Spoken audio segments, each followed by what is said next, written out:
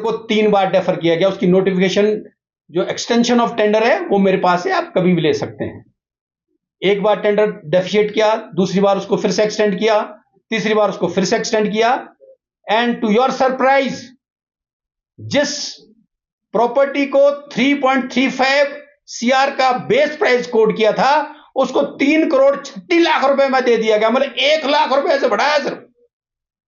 Base price 3,35 और lease out कर दिया 3,36 पे।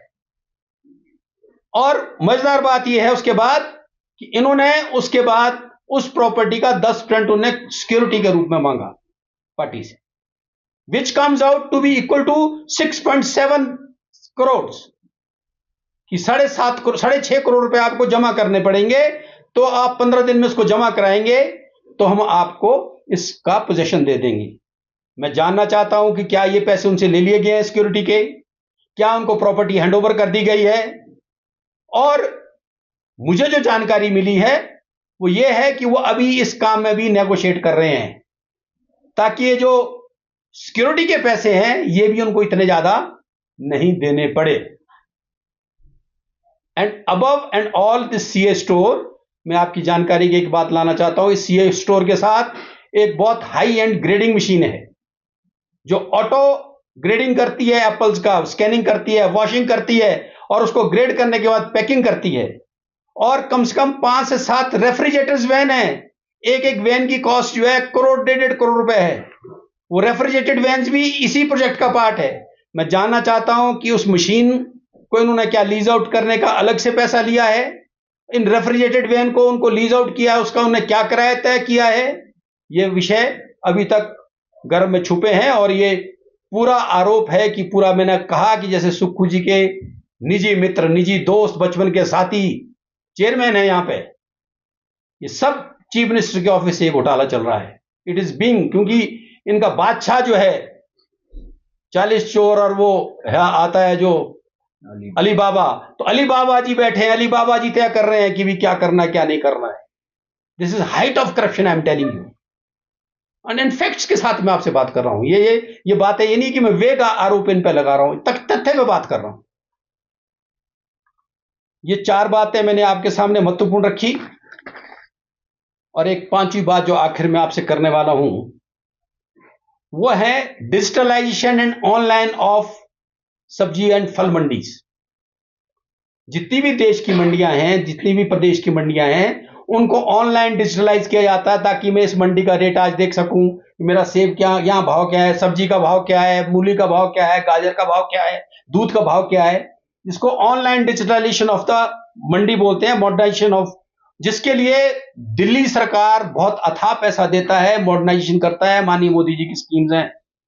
लेकिन बड़े दुर्भाग्य की बात है कि यहां पे भी इन्होंने पैसे कमाने का रास्ता निकाला। इनकी हालत तो ये है कि भी एक चोर को भेज दिया सजा में समुद्र के किनारे, इसलिए बोला कि वहां समुद्र में क्या करेगा, तो वहां उसने वहां जाकर के भी लहरें गिन गिन करके, जो किश्तियां आती थी कि भी तेरी वजह से 10 लहरें उठी है इसलिए तू 10 रुपए देगा, तेरी वजह से 15 लहरें उठी है तू 15 रुपए देगा, वहां भी उसने चोरी का रास्ता निकाल लिया। तो यहां पे भी चोरी का रास्ता निकाल रहे हैं ये लोग। अनफॉर्चुनेटली 6.72 करोड़ प्लस जीएसटी का टेंडर हुआ। सीए स्टोरी नहीं खुले, मैं आपको 2 बातें और ले जाता। कलेक्शन सेंटर तो शिमला जिला की तो हालत खराब है, हमारा कुमार संघ का क्षेत्र आइसोलेटेड है, रामपुर की बहुत ननखड़ी वाले एरिया बहुत बुरी दशा में चल रहा है, जुबल कोटखाई की हालत बहुत खराब है। मैं तो अभी न्योल की बात कर रहा हूं, न्योल का सेब खत्म हो चुका है जिसको हम लो एलिवेशन बोलते हैं। अब तो मिडल और टॉप में तो सेब ही नहीं है, सेब ही लो एलिवेशन में था।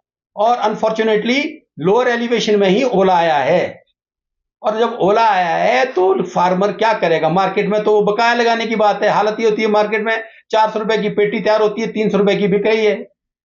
तो उसमें मैं तो हैरान हो गया कि बहुत कोई सहारनपुर से, कोई लुधियाना से आ रहे हैं लोग, 5 रुपए किलो सेब ले रहे हैं यार, 5 रुपए किलो बताओ आप। 20 से 25 किलो सेब एक पेड़ में पैदा होता है, क्या 125 रुपए में एक पेड़ का सेब जो है किसानों का जाएगा। और यही नहीं है मित्र, मैं आपको और बताना चाहता हूं, ओडी वाली ग्रेडिंग मशीन जो है जो 3 करोड़ रुपए की लागत की, वो मिट्टी में चली गई, बर्बाद हो रही है। वहां कोई ग्रेडिंग पैकिंग का जुगाड़ नहीं हुआ। वहां के सीए स्टोर को उन्होंने, और एक बात मेरी और इसमें जो सीए स्टोर वाली मैंने बात बीच में छूट गई थी, आपने अच्छी याद दिलाई इसमें किसानों का शेयर कितना होगा, there should be right of the farmers. पूरी के पूरे सीए स्टोर को आप लीज आउट नहीं कर सकते। ये एपीएमसी का नॉर्म है। जो हमने ये प्राला में जो सीए स्टोर आपने लीज आउट किया है, इसमें कितने चैम्बर्स आपने फार्मर को सेव रखने के लिए दिए हैं। और अगर आप कैलकुलेट करो तो जम्मू कश्मीर और बाकी स्टेटों की बात करो, 45 रुपए बॉक्स पर मंथ का किराया बनता है। तो जितने भी ये इन पेटियों से अगर कैलकुलेट करो तो इससे उसको अगर सारा स्टोर वो फुल कर देगा तो कम से कम 10 करोड़ से ऊपर इनकम होगी उसकी, जिसपे उसको 3 करोड़ रुपए सिर्फ सरकार को देना है। सोचो कितना बड़ा भ्रष्टाचार। अगर आप इसको पेटियों से जो वॉल्यूम वहां का है उसको कैलकुलेट करो, मैं आपको देता हूं फिगर्स कि इसमें इतनी पेटियां स्टोर होंगी, 35 रुपए पेटी का किराया है, 1 महीने का किराया है, 8 महीने सेव स्टोर होगा तो 10 करोड़ से ऊपर बनता है इनकम। हमारा दुर्भाग्य रहा कि हम अपनी मंडियों को स्ट्रेंथन नहीं कर पाए हिमाचल प्रदेश में। और आप सब लोग अवगत हैं, सब लोग चंडीगढ़ जाते हैं। मुझे बताओ एक पूरी इतनी बड़ी मंडी को हिमाचल में क्रिएट कर पाए जो उन्होंने 1 साल के अंदर पिंजौर में क्रिएट की। क्या हमारे पास इतना पैसा नहीं है? एपीएमसी शिमला के पास कम से कम 400 करोड़ रुपए ऐसा है जिसको यूटिलाइज कर सकते हैं for creation of this infrastructures, but we are not doing it. हमारी सोच ही नहीं रही है। हमने सिर्फ सेब पैदा करना सीखा। बीजेपी ये बोलती थी कि our motive is not only to produce the apple, हमारा मोटिव उसको साइंटिफिकली और वैल्यू एडिशन के साथ बेचने की जरूरत है। और वो जब आप बाहर की मंडी की बात करती है तो तेरे लिमिटेशन, हर सरकार का एक बहुत ज्यादा दबाव नहीं होता। लेकिन आपने बात बोली ठीक है कि भी हरियाणा में हमारी सरकार है, हम अपने विषय को उठा सकते हैं। और जो आप बोल रहे हैं कि वो अनलोड नहीं हो रही है, उसका कारण ये है कि उस मंडी में हमारे किसान भी जरूरत से ज्यादा गलत कर रहे हैं। They are not decentralising, why they are not supplying it to Panchkula mandi, why अपना ये परमाणु मंडी, वो शिलारू मंडी में क्यों नहीं माल बेच रहे हैं? उनको भी यह लगता है कि भी वहां जाएंगे तो शायद अच्छे पैसे मिलेंगे। लेकिन वहां की मंडियों को रेगुलेट करने का, इसलिए मैंने जो आपको बोला है कि ये ऑनलाइन मंडियों वाला जो वर्किंग है, इसमें ट्रांसपोर्ट को रेगुलेट करने की अभी सॉफ्टवेयर है कि when the vehicle will come, when it will be unloaded, when it will be transported. ये जो मैंने आपको बताया ना ऑनलाइन मंडियों को रेगुलेट करने का, ये उसका पार्ट है एक। And we should, Himachal Pradesh को हमको एग्रेसिवली इस काम पे करना चाहिए। और आपने ठीक बात बोली, हम हरियाणा के माननीय मुख्यमंत्री जी से इस विषय को रखेंगे। हम अपने प्रदेश के नेताओं को बोलेंगे कि उनके साथ बात करें। आदरणीय बिंदल जी हमारे जो प्रदेश अध्यक्ष उनसे निवेदन करेंगे, आदरणीय जयराम जी से निवेदन करेंगे कि इस विषय को रखें। आपने हमारी ध्यान में ये बात आज लाई है, we will definitely take care of it. आप जैसा जो जागरूक पत्रकार है, जब इन विषयों को रखेगा तभी तो समाधान निकलेगा ना। जब तक कोई जागरूक पत्रकार नहीं बोलेगा तो कई बार मतलब इररिलेवेंट हो जाती है बात। ऐसा लगता है आपकी बात ठीक है, लेकिन it is contradictory to the system. हमने स्टेट लेवल हेडक्वार्टर पे शिमला में विषय आज इसलिए रखा है कि ये स्टेट के बहुत सारे विषय इकट्ठे थे। लेकिन आप नोट करेंगे, अगर आप रोडू से हमारे लीडर्स का बयान देखेंगे, रामपुर से बयान देखेंगे, कुमारसैन से बयान देखेंगे, ठियोग से बयान देखेंगे, रीजनल लेवल पे इशू को उठाते रहे हैं और आंदोलन की स्टेज में भी गए। लेकिन स्टेट लेवल पे कंसोलिडेशन की बात यहाँ हुई है, तो आज हम प्रेस के साथ इसलिए आपसे रूबरू हुए हैं। और वो कंसोलिडेशन के साथ है, नॉट ओनली फॉर की ओपनिंग, लेट ओपनिंग। और आप और तकलीफ की बात देखो, आप MIS का पैसा गवर्नमेंट ऑफ इंडिया ने देना आधा, और इस बार इन्होंने डेडिकेट किया खाली एचपीएमसी। से पहले हिमफेड भी सेब कलेक्ट करता था, तो वो डिवाइड होता था, प्रेशर नहीं रहता था एक ही स्टोर पर। एक स्टोर पर कोई प्रेशर नहीं रहता, मतलब खाली अब तो एचपीएमसी पर पूरा प्रेशर है। उनके पास अपने पास कर्मचारी नहीं है। जिनके पास अपने पास कर्मचारी नहीं है, वो सेब को कैसे, प्रोडक्ट को कैसे वो इनको कल्ट एप्पल को प्रिक्योर करेंगे। आप शायद ओके आप मेरी बात भी समझ नहीं पाए हैं। मैंने कहा कि गवर्नमेंट ऑफ इंडिया की मार्केटिंग यार्ड्स को ऑटोमाइज करने के लिए और उसको ऑनलाइन पोर्टल क्रिएट करने के लिए government of India has the schemes to execute. मेरा मानना यह है कि उस स्कीम्स के लिए वो नहीं जा रहे हैं। They are not taking money from government of India, they doesn't want to take. इसलिए क्योंकि उसकी मॉनिटरिंग फंड्स की गवर्नमेंट ऑफ इंडिया लेवल पे होगी। चोरी चकारी तो तब होगी ना स्टेट का पैसा ही कि यहाँ के किसी कॉन्ट्रैक्टर को अवार्ड करेंगे, क्योंकि इन्होंने लोकल आदमी को काम ये देना था, इसलिए ये यहाँ का स्टेट गवर्नमेंट का पैसा लगा। They have not pursued to government of India for getting that fund from government of India. अब मोदी जी का एग्री पोर्टल खोल के देखिए, वहां तो ऑनलाइन सिस्टम वर्किंग है। फार्मर को एम्पोल कर सकते हैं, सब चीजें कर सकते हैं, लेकिन नहीं कर रहे हैं। और आपका एक प्रश्न और था, क्या बोला आपने? FIR की बात की। देखो हमारा काम, देखो एक बात सुनो, अब मैं जब थानेदार हूंगा और मेरा भाई ये चोर होगा तो मैं क्यों एफआईआर करूंगा भाई? जब यही थानेदार है और उसका भाई चोर है, वो क्यों एफआईआर करेगा? आप बताओ मुझे। हम तो इसको हाईलाइट करके, हम तो एविडेंस भी, कागज हमारे कुछ मित्रों ने सहयोग देके आरटीआई में निकाल के कुछ और जानकारियां प्राप्त करके हमने ये कागज इकट्ठे किए हैं।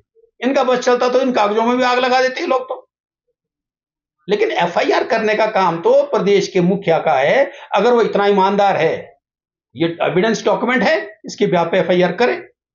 उन लोगों पे तो एफआईआर कर देते हैं वो जो जब कोई लोकल डिजास्टर में जिनके मकान घर गया और मंत्री जी वहां पहुंचते हैं, उनके साथ तनाव होता, तब तो वो 200 लोगों पे एफआईआर कर लेते हैं, 1 सेकंड लगाते हैं। इसमें करके देखे ना। शिमला किन्नौर पर फोकस करना चाहता हूं। बड़े दुख की बात है कि चाहे शिलारू मंडी हो, चाहे पराला मंडी हो, चाहे टूटू मंडी हो, अपने रिश्तेदारों और निजी लोगों को दुकानें अलॉट कर दी गई। और जब आनन फानन में हल्ला हुआ तो वहां के सचिव पवन सैनी को बरमौर ट्रांसफर कर दिया और सीनियर असिस्टेंट यशपाल को चंबा भेज दी गया।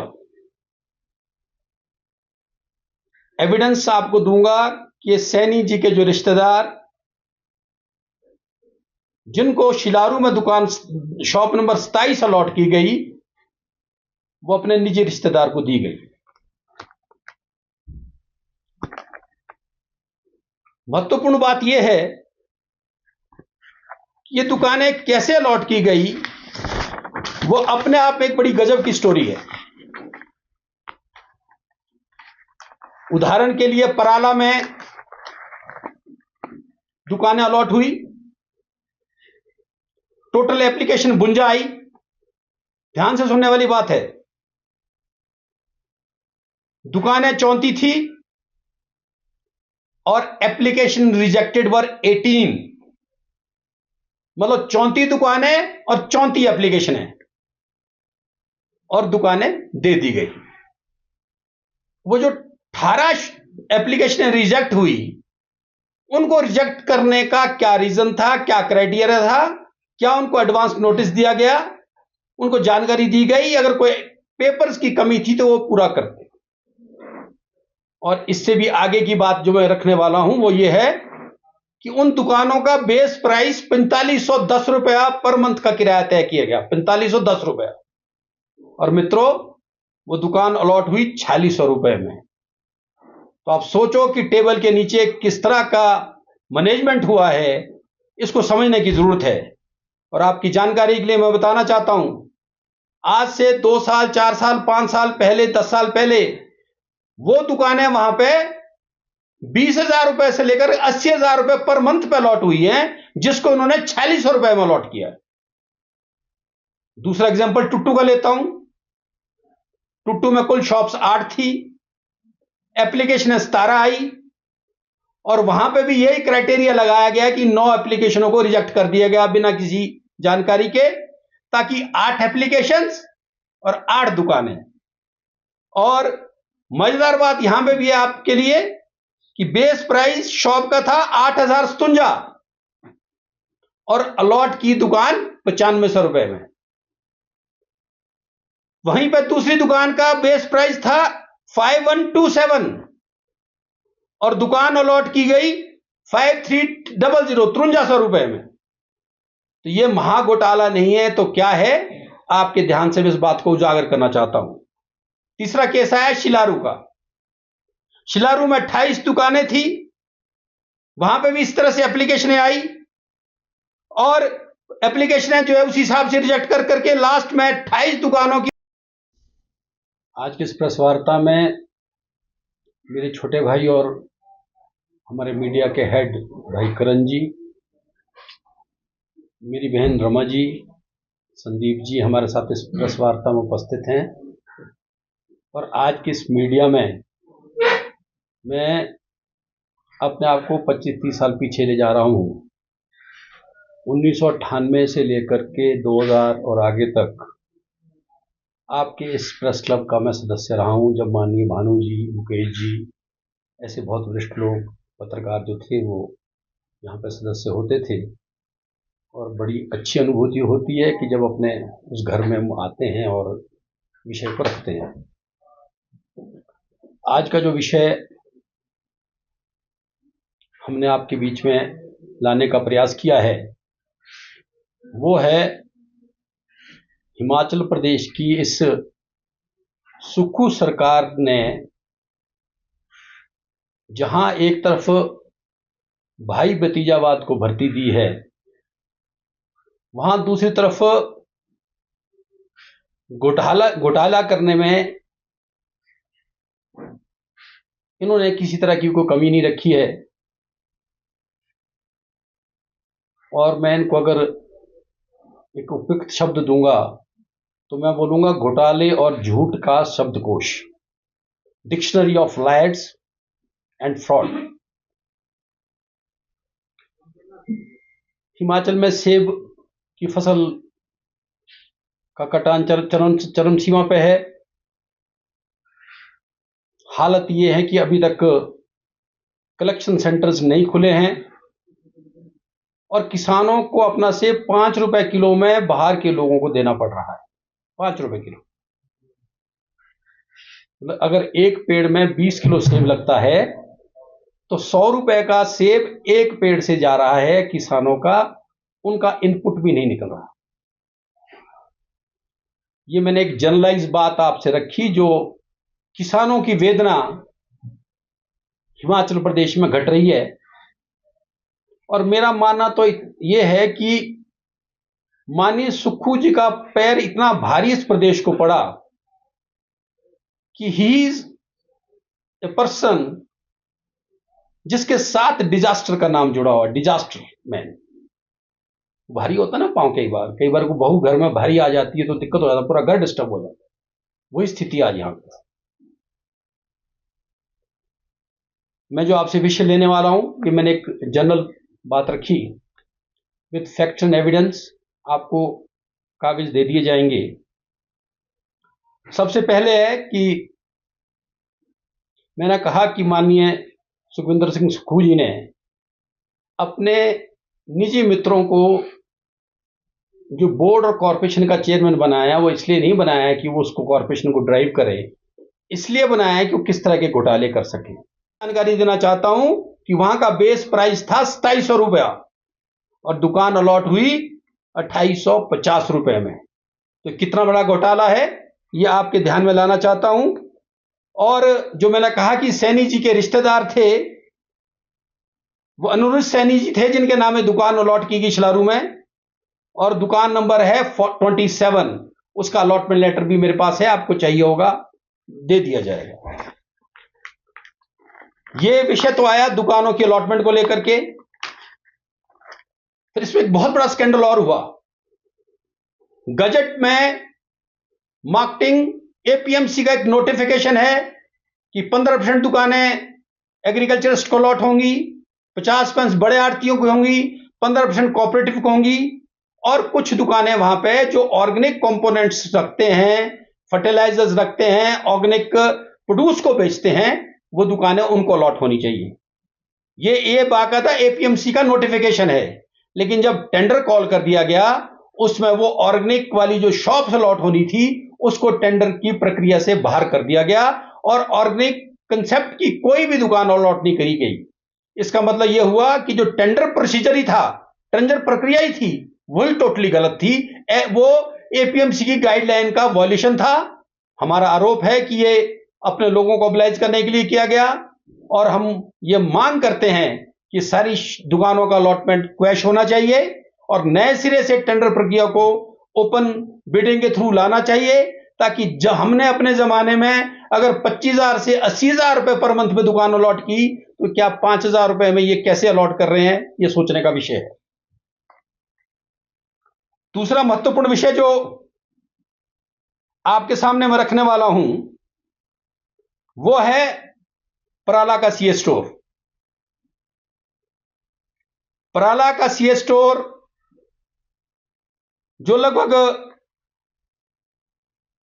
64-65 करोड़ की लागत से बना, और अगर हम जमीन की कीमत और लैंड डेवलपमेंट को जोड़ें तो ये 100 करोड़ की प्रॉपर्टी है।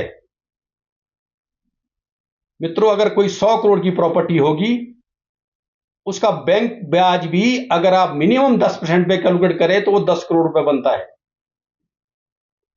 बड़े दुर्भाग्य की बात है कि इन्होंने उस प्रॉपर्टी को भी कौड़ी के भाव एक लुधियाना की पार्टी को लीज आउट कर दिया है। और मजेदार बात यह है कि उसका बेस प्राइस 3.35 सीआर कोड किया गया, 3.35। मैं जानना चाहता हूं कि इसका बेस प्राइस कैलकुलेट करते हुए एचपीएमसी ने क्या क्राइटेरिया बनाया और वो किस बिहाफ पे वो कैलकुलेशन हुई, कौन सी एजेंसी थी जिन्हें कैलकुलेट किया। हम अगर देसी तरीके से भी बात करें, अगर बैंक के सिंपल इंटरेस्ट की बात भी करें, तो 10 करोड़ रुपया तो मिनिमम एनुअल, ये एनुअल था 3.35, एनुअल 10 करोड़ रुपए की तो मिनिमम बिडिंग से काम शुरू होना चाहिए था, टेंडर शुरू होना चाहिए था। और इंटरेस्टिंग बात यह है, टेंडर होने के बाद वो पार्टी जीएसटी देने से मना कर गई। 6.72 में अगर हम जीएसटी जोड़ते हैं तो 7 करोड़ 20 लाख रुपए बनता है, लेकिन उसके साथ नेगोशिएट करके 7 करोड़ 2 लाख रुपए में उसको अवार्ड करने की तैयारी होगी कि ठीक है, तुमको ऑनलाइन डिजिटलाइजेशन ऑफ मंडी का काम हम तुमको देते हैं।